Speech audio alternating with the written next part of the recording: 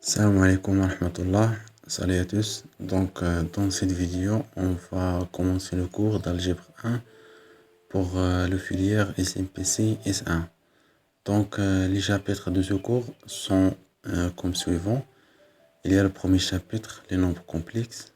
Le deuxième chapitre, les polynômes. Le troisième chapitre, les fractions rationnelles. Le quatrième chapitre, les matrices. Et le dernier chapitre, résolution des systèmes linéaires. Donc on va commencer par le premier chapitre, les nombres complexes. Dans cette partie, on va voir quelques définitions et propriétés. On sait déjà qu'il y a des ensembles des nombres, comme par exemple l'ensemble des entiers naturels, qu'on note par n. Alors cet ensemble contient les éléments 0, 1, 2, etc. jusqu'à l'infini. L'ensemble des entiers relatifs qu'on note par z, alors contient les nombres négatifs et les nombres qui sont dans l'ensemble n. Donc 0, 1, 2, etc. Il y a l'ensemble des nombres décimaux. Il y a l'ensemble des nombres rationnels qu'on note par q. Il y a l'ensemble qui rassemble tous ces ensembles qu'on note par R.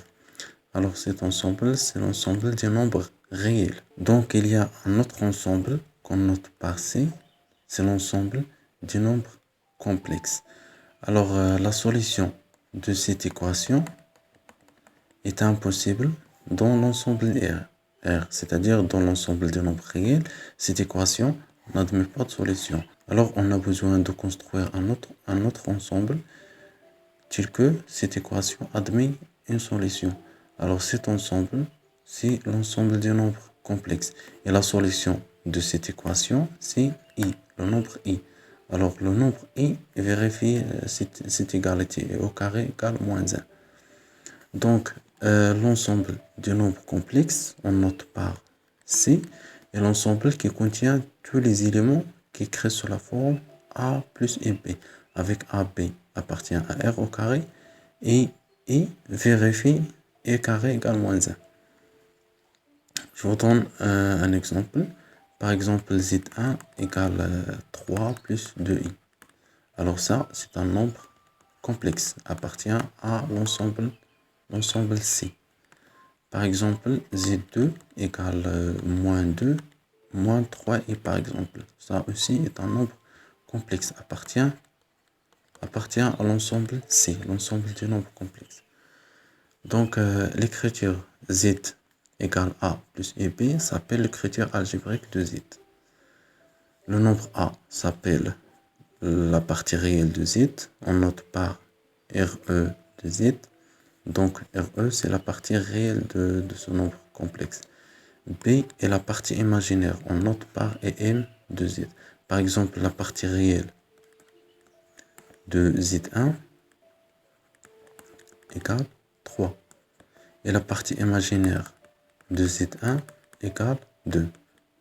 Pour Z2, donc la partie réelle de Z2 égale moins 2. Et la partie imaginaire de Z2 égale moins 3. Donc on va voir cette remarque.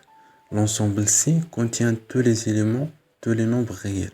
Donc l'ensemble C contient tous les nombres réels. Ça c'est clair, car lorsqu'on écrit Z égale A plus B, donc ça c'est un nombre complexe.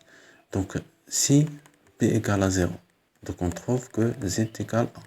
Donc ça appartient à C, donc il appartient à R. Donc tout nombre appartient à R, appartient aussi à Z. Je vous donne un autre exemple. Par exemple, Z égale 3. Donc ce nombre peut s'écrire sous la forme Z égale 3 plus 0 fois i. Un nombre complexe est réel. Voilà, un nombre complexe est réel si seulement si sa partie imaginaire est nulle. Donc si la partie imaginaire est nulle, équivalent que Z appartient à R, tout simplement. Un nombre complexe est dit imaginaire pur. Donc un nombre complexe est dit imaginaire pur si sa partie réelle est nulle. C'est-à-dire RE de Z égale à 0. Voilà. RE de Z égale à 0. Donc le nombre complexe est un nombre imaginaire pur. Donc, on note l'ensemble des nombres imaginaires purs par IR. Donc, R, c'est l'ensemble des nombres complexes imaginaires purs. Par exemple, Z égale 3i. Donc, ça, c'est un nombre imaginaire pur. Donc, appartient à l'ensemble IR.